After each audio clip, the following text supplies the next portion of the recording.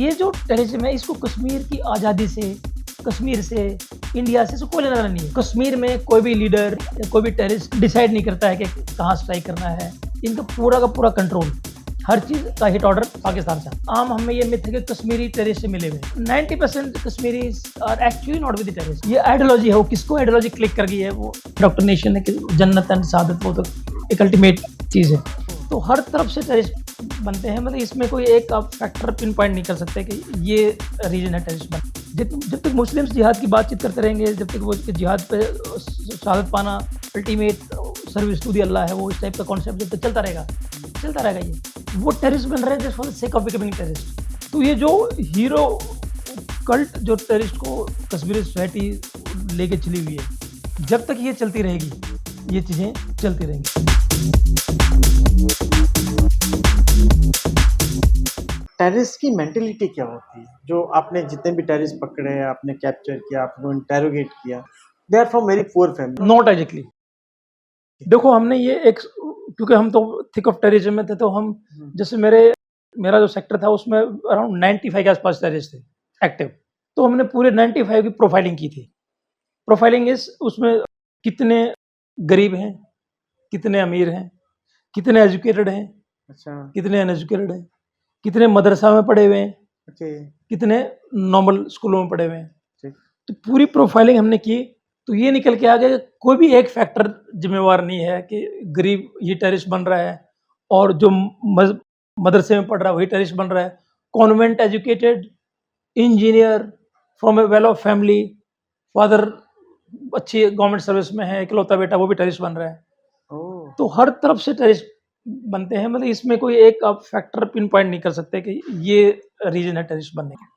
ये आइडियोलॉजी है, वो किसको आइडियोलॉजी क्लिक कर गई है, वो बस एक फैक्टर जरूर है कि वो एक पर्टिकुलर आइडियोलॉजी है। हाँ, जिहाद उसके मन में आ जाता है। और हमने जो ऑपरेशन किए तकरीबन 97 के आसपास जो टेररिस्ट को हमने न्यूट्रलाइज किया होगा, और 40 के ऊपर ऑपरेशन किए थे। तो उस जितने भी हमने ऑपरेशन किए, तो टेररिस्ट को हम सरेंडर का ऑप्शन नॉर्मली देते हैं when he is in a cordon and operation is about to start.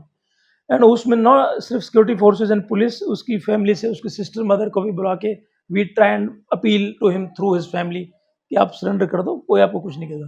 Not even one terrorist ever surrendered. They're so surcharged, so much brainwashed. हाँ, वो so much brainwashed is the correct word. And then वो जो मैंने आपको video का बताया था कि उनके अंदर वो ऐसा इंडोक्ट्रिनेशन है कि जन्नत एंड शहादत, वो तो एक अल्टीमेट चीज़ है। बट हमने एक टेररिस्ट, एक दो लाइव भी पकड़े थे। वो कैसे, मतलब वो the terrorist not wanting to surrender, but जैसे घर गिर गया, उसमें वो दब गया कहीं पर, ही डिडंट डाई, और उसका इंटरोगेशन किया, तो we knew it before also, but उसमें इंटरोगेशन बड़ा क्लियरली ये निकल के आया कि जो टेररिस्ट का जो कंट्रोल है इनकी पूरी एक्टिविटीज़ का, वो पूरा पाकिस्तान में है। कश्मीर में कोई भी लीडर या कोई भी टेररिस्ट कमांडर लीडर वो डिसाइड नहीं करता है कि कहाँ स्ट्राइक करना है, कहाँ ऑपरेशन करना है। इनका पूरा का पूरा कंट्रोल, हर चीज़ का हिट ऑर्डर आईएसआई की तरफ से पाकिस्तान से।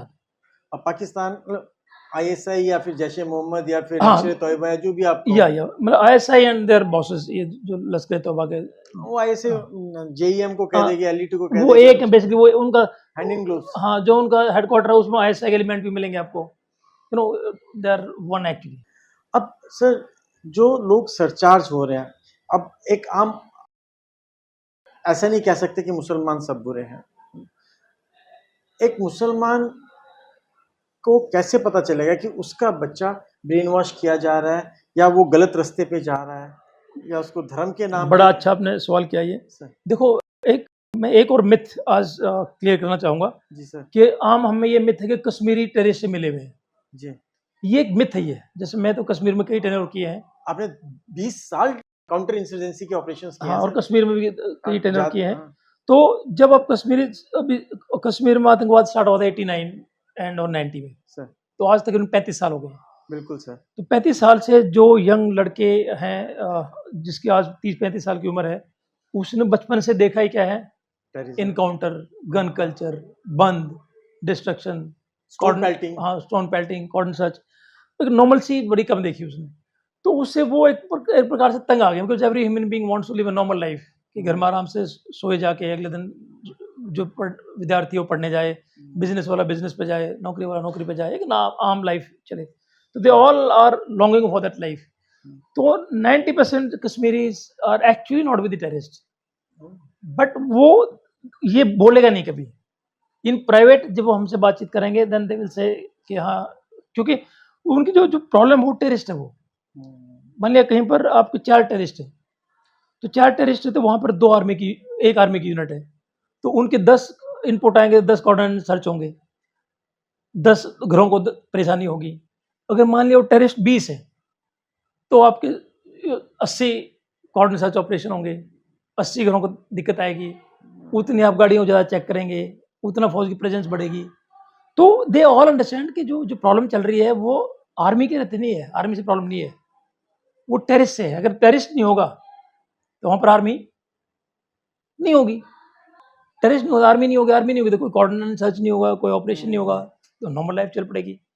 तो in private they all understand this, सारे इस बात को समझते हैं वो। लेकिन उन आपस में इतना डिस्ट्रस्ट है कि फादर ने हमसे बात किस प्रकार की, लेकिन घर जाने के बाद अपने बेटे से वो ये चीज़ शेयर नहीं कर सकता। कोई बेटा रेडिकलाइज ना हो और बेटा उसकी ऐसी बातें सुन के कि टेररिस्ट के किसी OGW को टेररिस्ट तक की बात पहुंचा दे कि मेरा फादर तो फौज की भलाई की बात कर रहा था, कि जिहाद के खिलाफ बात कर रहा था।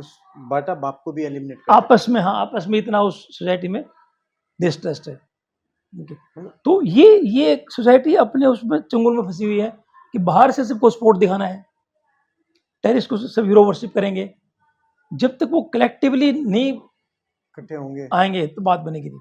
आपका सवाल था कि पेरेंट्स को कैसा पता चले। जी सर। पेरेंट्स को एक्चुअली पता नहीं चलता है। मेरे टाइम पर तकरीबन 15-20 टेररिस्ट नए एक्टिव हुए थे, और हमने जो हमारे सिविल में काफ़ी कॉन्टैक्ट्स होते हैं हमारे, क्योंकि उनसे हम इंटरेक्शन करते हैं, उनके थ्रू भी डायरेक्ट फैमिली से इंटरेक्शन कर भी पता किया। तो जिस दिन वो लड़का घर से गया है एंड उसने को मैसेज भेज दिया कि मैं अभी जिहादी हो गया हूँ, उससे 1 घंटे पहले तक किसी को कोई कानो कान खबर नहीं होती थी। 12th में पढ़ने वाला लड़का हर रोज स्कूल जाता है, होमवर्क भी करता है, बच्चों में खेलता भी है, मतलब विजिबली उसकी सारी चीज़ें ठीक दिख रही हैं। Okay, and one fine day he is gone. एक तो ये क्लास है टेररिस्ट की, तो अंदर ही अंदर वो कहीं से उसको मोबाइल पे कुछ मिल रहा है, और अंदर ही अंदर ही is in touch with somebody जो उसकी फैमिली को पता नहीं है। दूसरी क्लास है OGW बोलते हैं उसको, overground worker. No, overground worker is the one who is supporting the terrorist actively. उसको खाना पीना, उसके लिए गाड़ी प्रोवाइड कराना, उसके लिए शेल्टर रहना का बंदोबस्त करना। No, after a certain stage this OGW, once the forces start closing on him, खबर तो मिल जाती है OGW कौन कौन है, then they jump the fence and they become terrorist. हमने जब काउंटर इंसर्जेंसी टेररिज्म पढ़ा 90s के दौर में, तो एक चीज़ हमें बताई जाती थी कि टेररिज्म की लाइफ है, और वो टेररिज्म की लाइफ 10, 12, 15 साल कहते हैं कि टेररिज्म 10, 12, 15 साल से ज़्यादा नहीं टिक पाता। कुछ हद तक वो ठीक भी है, जैसे पंजाब का टेररिज्म 10, 12, 15 साल से ज़्यादा नहीं टिक पाया। हमारे कश्मीर का टेररिज्म 35 साल से टिका हुआ है। नहीं, अंतर समझना पड़ा, कंपेयर नहीं कर सकते आप। Okay, you can not compare oranges with apples. ये जो कश्मीर का टेररिज्म है, जिहाद है, ये बेसिकली इसको रिलीजन से जोड़ा गया है। रिलीजन में जिहाद ये दिखा गया मौलवीज द्वारा कि भाई जिहाद is ultimate Muslim can achieve. जिहाद को बहुत ज़्यादा ग्लोरीफाई किया गया है। नाउ जिहाद फिर रिलीजन से कनेक्ट हो गया है, रिलीजन से सारे मुस्लिम कनेक्टेड हैं। तो ये एक साइकिल है। ये साइकिल कभी ब्रेक होगा नहीं। इसको ब्रेक कौन कर सकता है? मुस्लिम्स खुद कर सकते हैं, कोई बाहर की एजेंसी तो नहीं ब्रेक कर सकती। जब तक मुस्लिम्स जिहाद की बातचीत करते रहेंगे, जब तक वो जिहाद पे शहादत पाना अल्टीमेट सर्विस टू दी अल्लाह है, वो इस टाइप का कॉन्सेप्ट जब तक चलता रहेगा ये नाउ ये जो टेररिज्म है, इसको कश्मीर की आज़ादी से, कश्मीर से, इंडिया से कोई लेना देना नहीं है। वो टेररिस्ट बन रहे हैं just for the sake of becoming terrorist, and उसको सोसाइटी हीरो वर्शिप कर रही है। जिस घर में यहाँ पर नीरज चोपड़ा को नेशनल आइकॉन बनने के लिए कितने साल मेहनत करनी पड़ी होगी? बिल्कुल सर, 10-12 साल उसने मेहनत की होगी। तब जब तक वो ओलंपिक में उसका मेडल आया, उसको कोई में से बहुत नहीं जानते थे। उसका नाम हमने सुना ओलंपिक में वो गोल्ड मेडल लेके आया, तो 2 साल की मेहनत, तब उसका नाम पता चला। यहाँ कश्मीर में जिस दिन आपने गन उठाई, आज सोशल मीडिया है, उसका फोटो गन के साथ चारों तरफ जाता है, उसकी हीरो वर्शिप स्टार्ट हो जाती है, उसकी फैमिली का स्ट्रक्चर ऐसे उठ जाता है, जो लोग उसको जानते हैं उनका स्ट्रक्चर ऐसे उठ जाता है। तो ये जो हीरो कल्ट जो टेररिस्ट को कश्मीरी सोसाइटी लेके चली हुई है, जब तक ये चलती रहेगी, ये चीज़ें चलती रहेंगी। तो ये society is caught in its own vicious cycle on web. ये एक सोशल प्रॉब्लम एक्चुअली आज टेररिज्म इज सोशल प्रॉब्लम। और इसको खत्म करने के लिए अगर सबसे बड़ी कोई हेल्प कर सकता है तो केवल मुस्लिम्स ही कर सकते हैं। कश्मीरी, अच्छा, कश्मीरी कर सकते हाँ, हैं। जैसे मैं अभी सिंपल एग्जांपल लेते हैं, सर, इससे who is suffering most? Kashmiri Kashmiris. अभी पिछले 10 साल से मेनलैंड इंडिया में तो कोई दिक्कत नहीं है ना, अभी तक तो नहीं है सर। हाँ, वो कश्मीरी सफर कर रहे हैं। Yeah. और हम चलो फौजी हम लड़ते हैं तो हमारी को कैजुअलिटी हो जाती है, चलो ठीक है, in the line of operation Fire. That's normal. But जो कश्मीर है पूरी सोसाइटी ट्रॉमाइल में है, और वो ट्रॉमाइल में किसकी वजह से है? टेररिस्ट की वजह से। टेररिस्ट नहीं होगा तो फौज नहीं होगी, फौज नहीं होगी तो हर चीज नॉर्मलिटी पे आ जाएगी। आप समझते हैं? ये प्राइवेटली 90% कश्मीरी चीज को समझते हैं, लेकिन बाहर उसको रिलीजन के साथ अपनी सोलिडरिटी दिखानी है, मैं रिलीजन के साथ खड़ा वो दिखाना उसने, उस चक्कर में वो सपोर्ट कर रहे हैं। और जिस दिन ये इनका इनर डायलॉग कनेक्ट हो जाएगा कि यार ये हमारी प्रॉब्लम टेररिस्ट है, और जो भी टेररिस्ट आएगा हम सिक्योरिटी फोर्सेस को खबर देंगे, because we now want to lead a normal life. जब ये कलेक्टिव डिसीजन सोसाइटी में कभी हो जाए तो आपका 1 वीक में या कि 24 घंटे में टेररिज्म